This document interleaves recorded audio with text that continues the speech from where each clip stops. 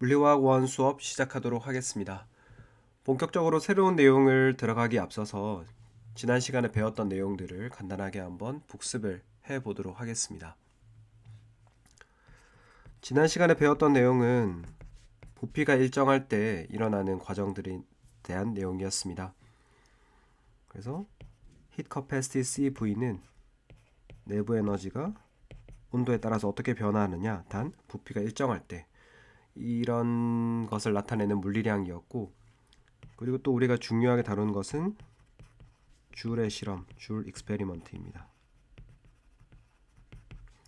줄의 실험은 과연 내부 에너지가 온도에 따라 어떻게 바뀔 것인가, 부피에 따라서 어떻게 바뀔 것인가를 본 것이고, 이 과정에서 온도는 일정하게 유지된다라고 생각을 한 거죠. 그래서 줄의 실험 결과는 이게 0이다라고 이야기를 하고 있지만, 사실은 이게 잘못된 실험으로, 잘못된 측정으로 얻은 결과다라고 말씀을 드렸습니다. 내부 에너지가 부피에 의존하지 않는 경우는 아이디얼 가스에 대해서만 그렇게 되어 있고, 실제 리얼 가스에 대해서는 0이 아니다, 어떤 유효한 값을 가진다. 그러면 이 값의 정확한 꼴은 챕터 4에 가서 배울 거다라고 이야기를 했었고, 2.7절로 가서 이번에는 프레셔가 일정할 때 과정에 대해서 배워보았습니다.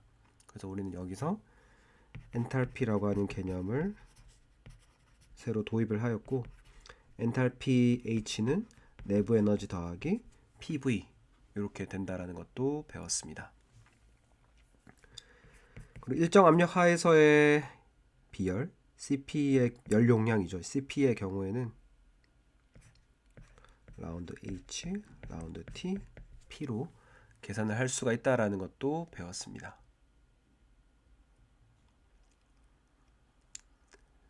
쭉 넘어가서 2.9절로 가서 우리는 줄 톰슨 실험의 결과도 살펴보았고요.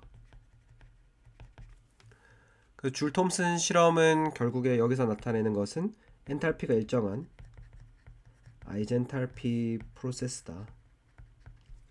유도하는 과정을 같이 살펴보았고, 그 줄 톰슨 계수, 줄 톰슨 코에피션트 뮤 JT는 라운드 T, 라운드 P의 H다라고 이야기를 했는데, 이것을 우리가 보다 측정하기 쉬운 그런 물리량들로 바꿔보면은 CP분의 1에 T, 라운드 V, 라운드 TP 마이너스 V다. 이런 이야기들을 했었습니다. 이것도 역시 챕터 4를 배우게 되면은 이런 식을 유도를 할 수가 있습니다. 그리고 μJT 값이 아이디얼 가스에 대해서는 0의 값을 가지지만 리얼 가스에 대해서는 꼭 0일 필요는 없다. 다른 값을 가질 수도 있다. 그래서 온도가 낮을 때에는 μJT 값이 양수인데, 온도가 충분히 높을 때에는 μJT 값이 0보다 작기 때문에 우리가 쿨링 이펙트를 기대할 수 있다. 이런 내용들도 다뤘었고, 그리고 마지막으로 단열 과정에 대해서도 배웠습니다. 에디아베틱 프로세스. 그래서 단열 과정에서의 가장 큰 특징은 Q가 0이다. 그렇기 때문에 내부 에너지 변화량은 오로지 일의 양에, 수행한 일의 양 혹은 받은 일의 양에 의해서 결정이 된다라는 것을 이야기를 했었습니다. 그래서 리버서블 에디아베틱 프로세스를 가정을 하면 우리는 P1 V1 감마는 P2 V2 감마와 같다라고 하는 이런 관계식을 유도를 할 수가 있었죠. 단 여기서 감마는 CV분의 CP 값입니다. 이런 유도하는 과정들이 중요하기 때문에 여러분들이 꼭 한 번 더 복습을 해 두시기를 권해드리고, 네, 이 정도 정리를 하고 오늘 배우게 될 내용으로 들어가 보도록 하겠습니다. 2.11절 나갈 건데요. 2.11절은 이름이 Thermochemistry입니다. 네, 뭐 열화학이라고 번역을 할 수 있을 것 같은데요. 우리가 화학 반응을 진행을 시키면은 원자들의 재배열도 일어나지만 그 과정에서 많은 경우에 열의 출입이 있습니다. 열이 발생한다든지 아니면은 열을 흡수한다든지 이런 과정이 항상 동반되죠. 예를 들면 여러분들이 연소 과정을 생각을 해보시면은 컨버스천 과정을 생각을 해보시면은 LNG 같은 그런 기체 메테인 같은 기체 성분들이 산소랑 굉장히 빠르게 결합하면서 열을 주변으로 발생을 하게 되죠. 그래서 열화학은 우리 화학을 이해하는 데 있어서 굉장히 중요한 내용 중에 하나다. 그렇게 인트로덕션을 마치고 본격 내용으로 들어가 보면 우리가 떨모케미스트리를 이해하기 위해서 몇 가지 단어들을 조금 짚고 넘어가려고 하는데요. 그래서 열이 발생한다 혹은 열을 흡수한다. 이때 우리가 엑소설믹 혹은 엔도설믹이라고 하는 단어를 사용합니다. 썰믹은 이제 열과 관련된 것이고 엑소와 엔도로 나누어지는데 엑소는 바깥으로 나간다라는 것. 근데 개의 입장에서 봤을 때는 Q가 감소하는 이런 과정을 의미를 하고 발열 과정이죠. 그에 반해서 엔도설믹은 열이 안으로 들어온다. 그래서 시스템에서 봤을 때는 Q가 0보다 큰 흡열 과정이 되겠습니다. 그래서 어떤 반응에서의 엔탈피 변화 DH를 본다라고 하면은 이것은 각각 케미컬 스피시스 I에 해당하는 엔탈피에다가 DNI 얼마만큼 생기고 얼마만큼 사라졌는지를 나타내는 양을 곱해서 그걸 모조리 다 더해주는 NS개의 스피시스가 있을 때에 그 값을 모두 다 더해주는 것이 되겠습니다. 그리고 결국 특정 조건, 압력이 일정할 때에는 델타 QP, 일정 압력 하에서의 열량의 값이 곧 엔탈피 변화량 DH와 같잖아요. 그래서 이런 식으로 우리가 계산을 할 수가 있다라는 것입니다. 네, 그럼 이렇게 하고 조금 더 내려가서 이제 화학 반응을 이야기를 해볼 건데요. 이 부분은 사실 여러분들이 이때까지 쭉 계속 공부를 해오면서 굉장히 잘 알고 있는 그런 내용들입니다. 그래서 케미컬 리액션이 일어날 때에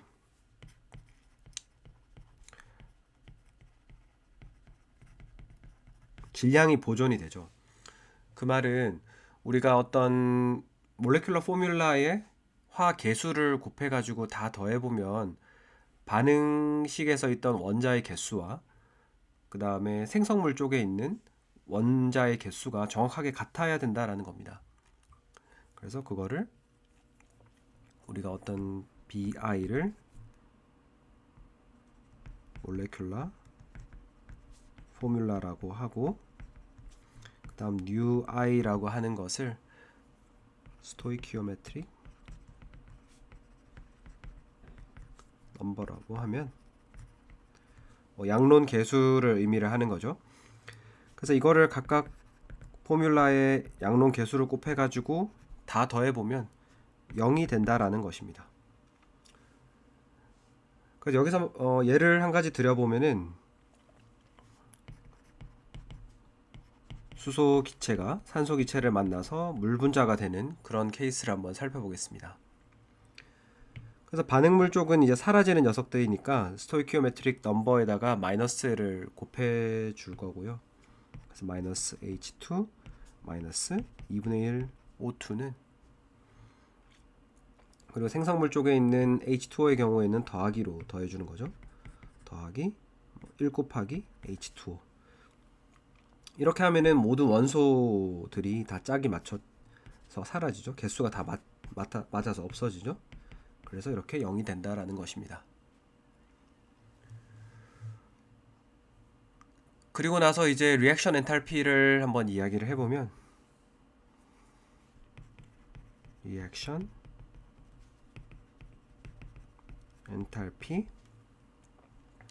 우리가 반응이 일어난 정도를 나타내기 위해서 새로운 변수 하나 도입할 건데요. extent of reaction, 이걸 이제 C라고 부릅니다. C, 그리스 문자 C라고 부르는데, 그러면은 초기에 여러분들이 chemical species I의 양이 Ni 제로였다라고 해볼게요. 여기에 이제 시간이 지나면은 얘가 양이 바뀔 거잖아요. 생성물은 더 만들어져서 더 많아질 거고, 반응물은 반응에서 사라질 테니까 더 줄어들겠죠. 그때의 시간이 지난 후에 양을 Ni라고 해보겠습니다. 그럼 얘네들 사이의 등식을 어떻게 만들 수 있냐면은, 이 스토이키오메트릭 넘버, 양론 계수에다가 반응이 진행된 정도를 곱해서 더해주면 되겠죠. 얘가 반응이 진행된 정도를 나타내고, 스토이키오메트릭 넘버가 반응이 한 유닛 진행되었을 때 얼마만큼 생성되고 얼마만큼 사라지는가를 나타내는 숫자가 되니까, 이걸 더해주면 반응 C라는 반응만큼 진행이 되었을 때 얼마만큼 물질이 남아있는지를 알 수가 있습니다. 그래서 우리가 NI를 이런 식으로 extent of reaction C로 바꿔줄 수 있어서, 그러면 우리가 DNI를 취해보면, 요거는 일정하게 정해진 값이니까 의미가 없겠죠. 사라지게 되고, 그 다음에 스토이키오메트릭 넘버 같은 경우에는 일정한 상수값이기 때문에 UI 빠져나오고 DCI, DC 이렇게 빠지겠죠. 그 C라고 하는 값은 모든 케미컬 스피시스에 적용이 되는 것이기 때문에 특별히 우리가 I라고 쓰지 않습니다. 그러면은 DH는 델타 QP라고 이야기를 했고, 그게 HI 바에 DNI를 곱하는 거였는데 μI DC, 이런 식으로 바꿔 쓸 수가 있습니다.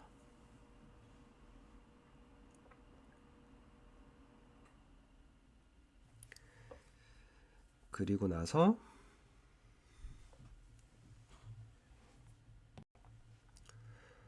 우리가 알고 싶은 것은 화학 반응이 진행될 때의 엔탈피 변화니까, 이것은 결국 라운드 H, 라운드 C, 단 온도와 압력이 일정할 때, 이렇게 볼 수 있겠죠. 그러면 위의 식으로부터 우리가 알 수 있는 것은 DH, DC 여기 있으니까 HI 바에 UI 이렇게 될 거다라는 것을 알 수가 있습니다. 즉 리액션 엔탈피의 경우에는 반응물과 생성물의 스토이키오메트릭 넘버를 고려를 해가지고 그거를 다 곱해줘서 다 더한 값이다, 이렇게 이야기를 할 수 있죠. 그래서 여러분들 아마 일반화학 시간에 배우셨을 텐데, 이런 임의의 일반화된 반응에서 리액션 엔탈피를 구하라고 하면 이 양론 계수의 영향을 다 고려를 해서 생성물 곱하기 생성물의 엔탈피를 이렇게 다 곱해서 더해주고, 거기에 반응물의 엔탈피를 다 곱해서 빼주면 된다, 이렇게 배웠었죠. 그 식을 일반화해서 나타낸 식이 바로 요 식이 되겠습니다.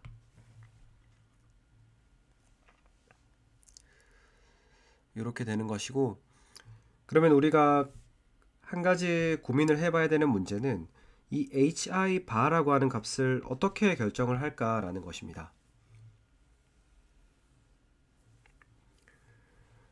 우리가 화학을 이해하는 데 있어서 에너지의 절대값을 이야기하는 경우는 거의 없죠.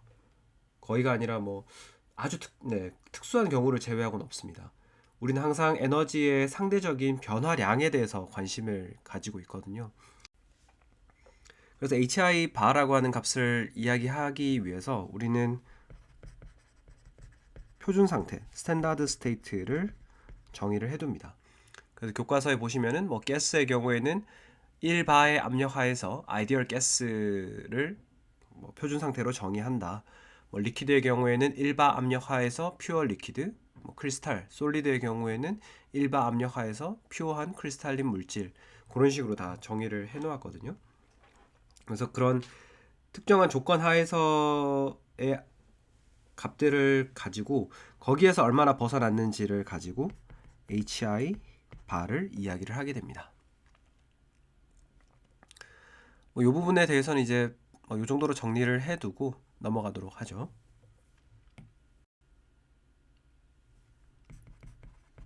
이번에 다루게 될 것은 헤스 법칙이 되겠습니다. 헤스 법칙이라고 하는 것은 어떤 것에 근거를 두고 있느냐 하면은 엔탈피가 바로 스테이트 펑션이라는 것입니다.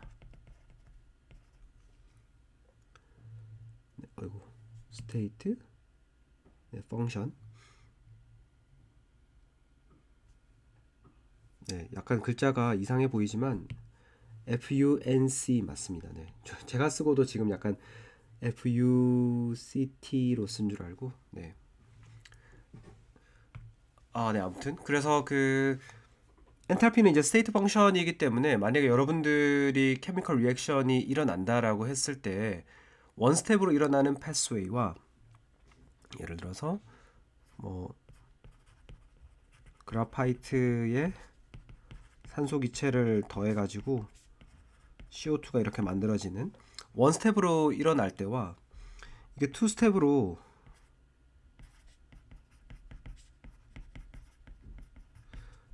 먼저 일산화탄소가 만들어지고 그 다음에 여기서부터 다시 한 번 더 반응이 일어나서 CO2가 만들어지는 이런 뭐 여러 가지 두 스텝을 거치는 반응도 있겠죠. 근데 우리가 알고 있는 한 가지는 이런 경로를 원 스텝 패스를 택하던지 투 스텝 패스를 택하던지 간에 뭐 이걸 델타 H2라고 해볼까요? 이 두 개의 엔탈피 변화 값은 항상 같아야 된다라는 겁니다. 왜냐하면 엔탈피가 스테이트 펑션이기 때문에 처음의 스테이트, 그라파이트와 O2가 있는 상태와 CO2가 있는 파이널 스테이트가 중요한 거지, 얘가 원 스텝으로 반응했는지 투 스텝으로 반응했는지는 실제로 중요하지 않다라는 것입니다. 그래서 실제 그 값들을 확인해 보면은 델타 H1의 경우에는 마이너스 393 kJ/몰로 보고가 되어 있고, 델타 H2의 경우에는 두 개의 반응을 더한 건데, 첫 번째 일산화탄소가 만들어지는 반응이 마이너스 282 대략 마이너스 283 kJ/몰 정도 되고, 그 다음에 두 번째 스텝이 마이너스 110 kJ/몰 정도 되거든요. 그렇기 때문에 이 두 개를 더한 값이 같다라는 것을 여러분들이 확인을 해보실 수가 있습니다. 그래서 헤스 법칙은 이처럼 우리가 어떤 쉽게 측정할 수 있는 한 가지 반응이 있다라고 가정을 했을 때, 뭐 이런 값이랑 이런 값을 잘 알 수 있다라고 하면은 실험적으로 측정하기 어려운 나머지 한 스텝의 결과를 다른 과정들로부터 계산을 할 수가 있다. 뭐 그런 물리적인 의미가 있겠습니다. 그리고 네, 뭐 2.11절은 이 정도로 하고 정리를 해보죠. 네. 그 다음은 2.12절 엔탈피 오브 포메이션. 네, 뭐 번역하자면 생성 엔탈피 정도 되겠네요. 어떤 물질을 만드는 화학 반응에서 엔탈피 변화를 우리가 엔탈피 오브 포메이션 델타 H, 네, 뭐 이런 식으로 표현을 해주게 됩니다. 그래서 포메이션의 F를 따서 특별히 화학 반응 엔탈피 델타 H 중에서도 포메이션 반응을 다룬다, 그렇게 표현을 해준 것이 되겠습니다. 그럼 우리가 어떤 물질이 생성될 때 엔탈피 변화량을 이야기하기 위해서는 어떤 절대값을 알아야지 그 차이를 이야기할 수 있을 것 같잖아요. 그죠? 우리가 뭐 어떤 두 사람의 키를 비교를 할 때 한 사람이 180cm, 한 사람이 175cm, 그 값을 알아야지 두 사람의 키의 차이가 5cm다, 이런 이야기를 할 수 있는데, 지금은 그 절대값을 모르는 상태입니다. 앞에서도 말씀드렸지만 우리는 앱솔루트 엔탈피 밸류에 대해서는 잘 모르죠. 잘 모르기 때문에, 그럼 우리가 이 변화량을 이야기하기 위해서는 뭔가 기준이 필요하다는 거예요. 그래서 우리는 레퍼런스 스테이트라고 하는 것을, 그런 개념을 도입을 하게 됩니다. 그래서 이 레퍼런스 스테이트를 어떤 그 엔탈피의 변화를 측정하는 기준점 0점이 되는 곳이라고 생각을 하시면 되겠습니다. 그래서 예를 들면은 뭐 수소 원소의 레퍼런스 스테이트는 H2 가스 형태, 그 다음 탄소 원소의 레퍼런스 스테이트는 흑연 그래파이트 형태, 뭐 산소 원소의 경우에는 O2 기체 형태, 이런 것들이 되겠습니다. 그럼 이런 레퍼런스 스테이트의 특징은 뭐냐면은, 이런 녀석들을 만드는 데에는 생성 엔탈피가 변화가 없다, 즉 얘네들이 기준 물질 재료가 된다라는 뜻입니다. 그래서 델타 HF 제로, 뭐 H2 가스 이런 경우에는 값이 0이라는 거예요. 마찬가지로 산소 기체 분자의 생성 엔탈피를 보면 얘도 역시 0이라는 이야기입니다. 이 말은 이런 기준이 되는 상태에 있는 물질들이 레퍼런스 0 엔탈피를 계산할 때 그 0의 기준값이 된다라는 것이죠. 그래서 우리는 앞에서 리액션 엔탈피를 그럼 계산을 할 때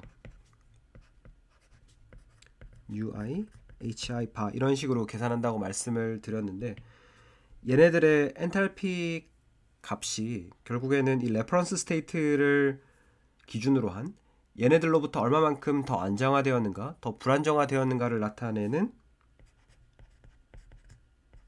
요 값으로 바꿔 쓸 수 있겠죠. 그래서 이 식은 한번 다시 쓰면 UI의 델타 F H 제로, 이런 식으로 쓸 수가 있는 겁니다.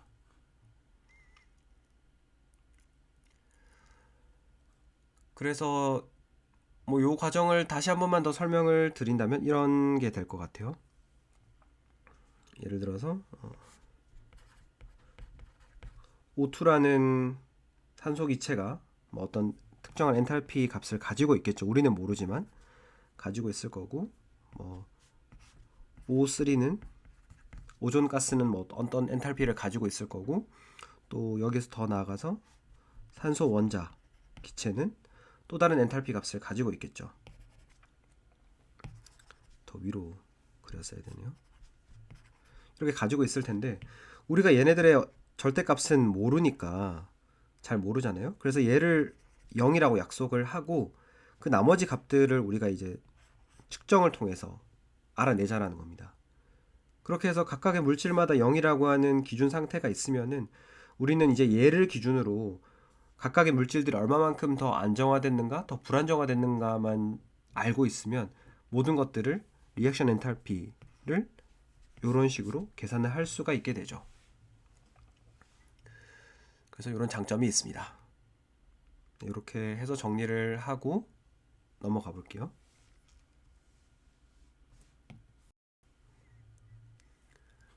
그 다음에 우리가 같이 보고자 하는 내용은 엔탈피 체인지가 임의 온도 T에서 일어난다라고 하면 이 값을 어떻게 알 수 있을까라는 것입니다. 물론 여기에서는 내가 어떤 다른 특정 온도에서의 리액션 엔탈피는 알고 있고, 그리고 히트 커패시티 값도 다 알고 있다. 그런 과정이 필요하긴 한데요. 그래서 우리는 흔히 우리가 가장 많이 알고 있고 가장 널리 접근 가능한 정보가 바로 표준 상태 298 켈빈에서의 정보들일 겁니다. 그래서 만약에 여러분들이 298 켈빈에서의 리액션 엔탈피 값을 알고 있다라고 하면 T 이꼴 298 켈빈 이렇게 써볼까요? 이 정보를 알고 있을 때 만약에 임의의 온도 T라고 하는 온도에서의 리액션 엔탈피 이거 어떻게 계산할 수 있을까? 그걸 한번 살펴보죠. 요걸 위해서 우리가 연력학 사이클, 서모다이나믹 사이클을 하나 만들 겁니다. 서모다이나믹 사이클이라고 하는 거는 여러 가지 화학 반응식들을 늘어놓고 걔네들 사이를 연결하는 물리량들을 기입을 해서 하나의 사이클처럼 만들어 주는 겁니다. 연결되도록 만들어 주는 거예요. 그래서 리액턴트가 있고 이 리액턴트는 임의의 온도 T에 있다라고 가정을 해보겠습니다. 그리고 얘가 이제 프로덕트로 바뀌어가는데 역시 프로덕트 역시도 임의의 온도 T에 있다라고 해보면 그러면은 요 변화 과정 임의의 온도 T에 있는 반응물이 임의의 온도 T에 있는 생성물로 바뀌어가는 요 반응은 델타 R H not T 이렇게 될 겁니다. 결국 이게 이제 우리가 알고 싶은 값이에요. 근데 우리는 앞에서도 말씀드렸지만은 298 켈빈에서의 정보를 알고 있다라고 가정을 하고 있습니다. 그래서 조금 비워두고 T 이꼴 298 켈빈에서의 리액턴트가 T 이꼴 298 켈빈에서의 프로덕트로 바뀌어 간다라고 해볼게요. 그러면은 요 과정이 우리가 알고 있는 정보가 되는 거죠. 알고 있는 정보 초록색으로 해볼까요? 이렇게 되는 겁니다. 이렇게 두 개의 화학 반응이 있는데 얘네들 두 개를 잘 연결을 해주면 우리는 연력학 사이클을 만들 수 있습니다. 어떻게 연결을 해줄 거냐 하면은 먼저 온도 T에 있는 리액턴트를 온도 298 켈빈으로 바꿔주면 되죠. 이 과정에 수반되는 엔탈피 변화 H는 DH가 CPDT로 정의되기 때문에 그러면은 엔탈피 변화량은 T에서 298 켈빈 CP 리액턴트의 CP에다가 DT를 적분해 준 것이 되겠고, 반대로 이번에는 이렇게 한번 해보죠. 역시 똑같은 방법으로 298 켈빈에서 온도 T로 바꾸는데 이번엔 CP 리액턴트가 아니라 CP 프로덕트에 DT를 해줄 겁니다. 그래서 제가 화살표를 왜 이런 식으로 하나는 리액턴트에서는 밑으로 프로덕트에서는 위로 바꿨는지를 잘 생각을 해보시면 우리가 지금 알고자 하는 요 반응을 구할 수 있는 방법이 두 가지가 되었죠. 첫 번째는 원 스텝으로 이렇게 다이렉트하게 계산하는 방법이고, 두 번째는 요 과정을 거쳐서 2-1을 거쳐서 2-2, 2-3 과정을 거치는 과정도 역시 처음과 끝이, 처음은 리액턴트 온도 T, 마지막 상태는 프로덕트 온도 T, 이런 과정이 됩니다. 그래서 우리는 연력학 사이클을 만들게 되었고, 그럼 우리가 알 수 있는 것은 이 1의 값이 2-1 더하기 2-2 더하기 2-3의 값과 같겠구나 라는 것을 알 수가 있는 거죠. 그러면 앞에서도 제가 말씀을 드렸는데 여러분들이 지금 알고 있는 정보는 298 켈빈에서의 반응 엔탈피도 알고 있고 그 다음 각 물질들의 CP 값도 알고 있다라고 말씀을 드렸습니다. 그렇기 때문에 우리는 2- 정보 알고 있고 2-1, 2-3에 대한 정보도 다 알고 있기 때문에 요걸 다 더해 줌으로써 우리는 임의 온도 T에서의 엔탈피 변화량을 계산을 할 수가 있다라는 것이죠. 그래서 이런 식으로 개념적으로 한번 연습을 해 보았고 예제 2.9를 같이 한번 풀어보도록 하겠습니다.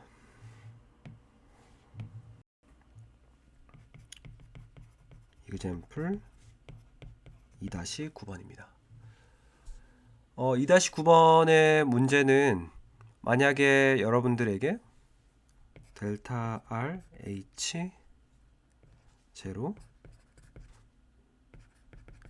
0켈빈에서 아래 반응 H2 가스가 두 개의 수소 원자로 나누어지는 이런 반응의 값을 한번 계산을 해보라 라는 것입니다. 그러면 앞에서도 말씀드렸지만 우리는 표준 상태에서의 델타 R H T 이꼴 298 켈빈 요 값을 알고 있어야 되겠고 그리고 뭐 CP 값도 알고 있어야 되겠죠. 요런 값들이 이제 테이블 C3에 전부 공개가 되어 있습니다. 그럼 여러분들은 이 서모다이나믹 사이클을 한번 만들어 보는 연습을 해 보시는 게 좋은데요. 이렇게 해서 우리는 298 켈빈에서의 값을 알고 있고 여러분이 알고 싶은 거는 0 켈빈에서의 요 반응이다. 이렇게 해서 그럼 연력학 사이클을 이렇게 돌리면 되겠죠. 이번에는 내가 알고 싶은 게 이거고 내가 알고 있는 거는 요거니까 처음과 끝이 같아지도록 이렇게 만들어주면 됩니다. 그래서 테이블 C3에서 여기에 필요한 정보와 여기 필요한 정보를 모두 얻을 수 있거든요. 그러면 0켈빈에 있는 수소 기체를 298켈빈으로 가져갈 때에 플러스 8.5kJ/mol 정도 되고 그 다음에 수소 기체를 두 개의 수소 원자로 나눌 때 리액션 엔탈피 298켈빈에서 이게 한 436kJ/mol 정도 됩니다. 그리고 298켈빈에 있는 수소 원자 기체를 0켈빈으로 가져오려면은 이게 또 마이너스 한 12.4kJ/mol 정도 됩니다. 그래서 비록 우리가 이 값을 직접 측정하기는 어렵다라고 하더라도 우리는 이렇게 구성한 연력학 사이클의 값들을 다 더해가지고 해당 값이 그 값이 대략 8.5 더하기 436 더하기 마이너스 12.4 이렇게 해서 대략 432kJ/mol 정도 된다라는 것을 알 수가 있습니다. 네, 이렇게 하고 다음 내용으로 넘어가 보도록 하겠습니다. 네, 2장의 마지막 내용은 열량계입니다. 칼로리 메터. 우리가 이때까지 이론적으로 노디한 사항들을 어떻게 하면은 실험으로 직접 측정을 할 수 있는가 그거에 관한 건데요. 그래서 아디아베틱 칼로리메터 어떤 식으로 작동하는지 간단하게 한번 파악을 해보도록 하겠습니다. 그림 2.17을 보시면 되는데요. 우리가 열량을 측정하는 방법에는 두 가지가 있습니다. 첫 번째는 컨스턴트 V 조건 하에서 측정을 하는 것이 있고 또 다른 한 가지는 컨스턴트 P 조건 하에서 측정을 하는 방법이 있겠습니다. 둘 중에 어떤 것을 택해도 이론적인 분석은 똑같은데요. 우리는 컨스턴트 P 조건 하에서 일어나는 반응을 한번 생각을 해보도록 하겠습니다. 그래서 기본적으로 이런 리액션 챔버가 있고 이 리액션 챔버는 거의 완전하게 주변과 단열되어 있는 그런 상태입니다. 단열되어 있기 때문에 이 과정에서 우리는 열 손실은 없다. 열의 손실도 없고 열의 출입도 없는 Q 이퀄 0이라고 생각을 할 수가 있고, 그러면 요 안에서 일어나는 어떤 화학 반응이 있을 텐데, 요 화학 반응이 온전히 여기서 열의 출입은 온전하게 이 용액의 온도를 바꾸는데 사용이 될 겁니다. 그래서 우리는 그 사실로부터 실제로 화학 반응이 일어나는 그런 반응의 반응열을 역으로 계산을 해볼 수가 있습니다. 한번 해보도록 할게요. 그래서 이 안에 일어나는 화학 반응을 아주 쉽게 심플하게 T1 온도에 있는 리액턴트가 T2 온도에 있는 프로덕트로 변해가는 과정이라고 생각을 해보겠습니다. 근데 우리가 한 가지 더 생각을 해봐야 되는 것은, 이 안에 있는 화학 시스템의 온도가 T1에서 T2로 바뀌면은 칼로리메터의 온도도 T1에서 T2로 바뀌겠죠. 열량계의 온도도 역시 같이 바뀐다는 말입니다. 그래서 우리는 화학 반응식을 이런 식으로 꾸며 볼 수가 있습니다. 그리고 해당 반응의 엔탈피 변화를 델타 HA라고 한다면, 이 과정에서 우리는 열의 출입은 없다. 즉 델타 HA는 0이라는 것을 알 수가 있죠. 그러면 지금 요 반응식을 보고 우리가 한 가지 알 수 있는 것은 두 가지 변화가 있습니다. 첫 번째는 리액턴트가 프로덕트로 바뀌었고요. 두 번째는 온도가 T1에서 T2로 바뀌었습니다. 두 가지 변화가 한꺼번에 일어나고 있기 때문에 우리가 이것을 계산하는 게 좀 어렵다라고 생각을 할 수 있는데, 이것을 투 스텝으로 나누어서 헤스 법칙을 이용을 하면은 조금 더 명확한 그림을 볼 수 있습니다. 아래쪽으로 내려가서 예를 들면 이제 초기 상태, 완전 초기 상태 이니셜 스테이트를 이렇게 써두고요. 그 다음에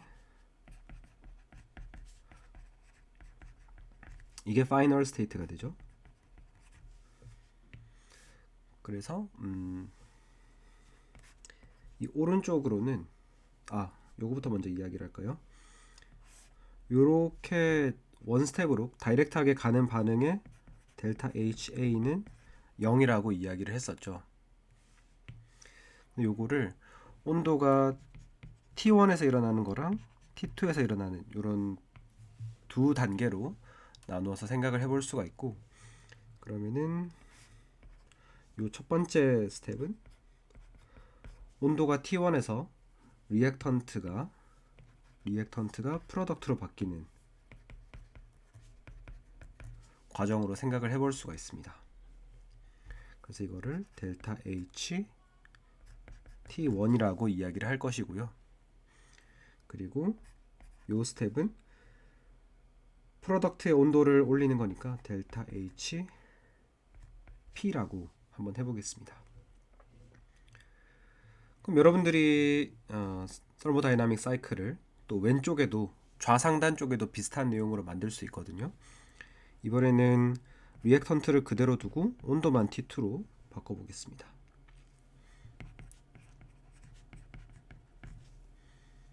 그러면은 왼쪽은 어떻게 되나요? 왼쪽은 이번에는 리액턴트 온도를 바꿨으니까 델타 HR이라고 할 수가 있을 것이고, 가로지르는 이 선의 반응은 델타 H T2라고 이야기를 할 수 있겠죠.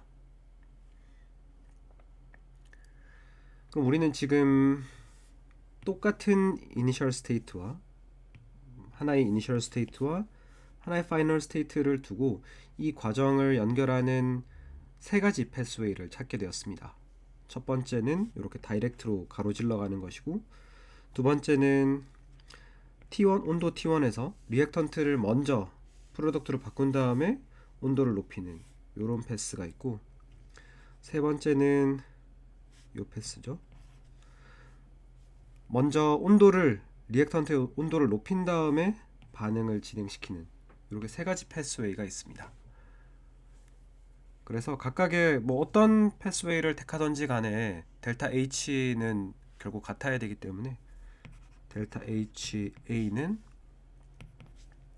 델타 H T1 더하기 델타 HP라고도 할 수 있겠고요. 이 값이 0이겠고, 또 다른 식으로는 델타 HR 더하기 델타 H T2도 역시 0이다 라고 하는 것을 알 수가 있습니다. 그래서 우리가 반응물의 히트 커패시티와 생성물의 히트 커패시티 그리고 칼로리메터의 히트 커패시티가 모두 일정하다. 뭐 T1에서 T2로 이렇게 바뀌어 가는 동안에 얘네들의 히트 커패시티가 크게 변화하지 않는다라고 가정을 하면은 위식은 굉장히 간단하게 이런 식으로 쓸 수 있죠. T1에서의 리액턴트를 프로덕트로, 즉 화학 반응이 일어나는 동안에 리액션 오브 엔탈피는 마이너스 델타 HP로 쓸 수가 있고, 이게 결국에는 마이너스 사인이 앞에 빠져나오고 리액턴트의 히트 커패시티에다가 칼로리메터의 히트 커패시티를 더해준 다음에 단순하게 온도 차이를 봐주면 되겠죠. 또는 우리는 또 다른 방법으로도 계산을 해볼 수 있는데, 이번에는 T2에서의 데이터를 이용을 하는 겁니다. T2에서의 엔탈피 변화량은 마이너스 델타 HR이랑 똑같을 것이고, 여기는 P죠. 죄송합니다. 이번에는 CP 리액턴트의 히트 커패시티에다가 칼로리메터의 히트 커패시티를 더해서 온도 변화를 곱해주면 그게 곧 엔탈피 오브 리액션이 되겠습니다. 그래서 우리가 이렇게 델타 H 값을 알고 있는 상황에서는, 그리고 반응이 얼마만큼 진행이 되었는지 C 값을 알고 있다라고 하면 이 값으로부터 C분의 델타 H를 취해줌으로써 우리는 한 유닛의 반응이 진행되었을 때, 즉 리액턴트 1몰이 프로덕트 1몰로 바뀌었을 때, 혹은 리액턴트 1개가 프로덕트 1개로 바뀌었을 때, 그런 내가 원하는 개수의 반응이 진행이 되었을 때의 리액션 엔탈피 값을 알 수 있습니다. 그래서 뭐 per 몰이 될 수도 있고 per 개가 될 수도 있고, 이거는 뭐 단위는 자유가 되겠죠. 이렇게 이야기를 할 수 있고, 그리고 우리가 앞에서 이야기했던 것처럼 칼로리메터는 두 가지 조건 하에서 열량을 측정을 하는 건데, 만약 컨스턴트 V 조건 하에서 열량 Q를 측정했다 그러면 QV가 될 거고, 컨스턴트 P 조건 하에서 Q를 측정했다라고 하면 QP가 되겠습니다. 그리고 더 나아가서 우리가 연력학 제1법칙에 따라서 만약 일정 부피 하에서 열량을 측정했다라고 하면은 이 값이 이제 곧 델타 U가 될 것이고, 그리고 QP 값은 델타 H가 되겠죠.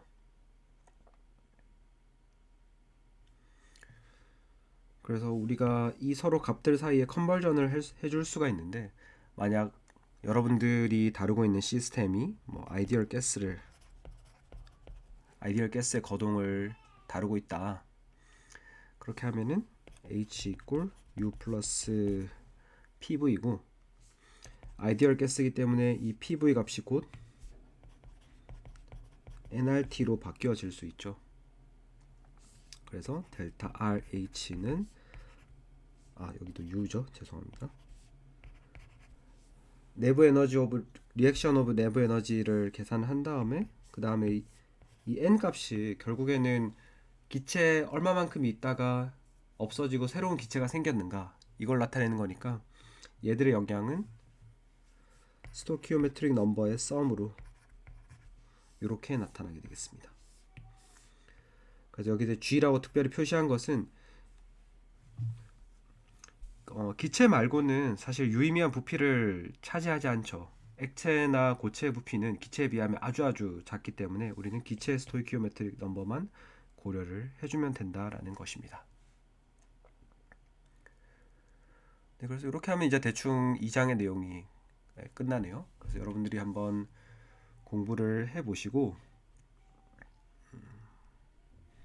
네, 저희는 다시 3장에서 만나 뵙도록 하겠습니다. 네, 감사합니다.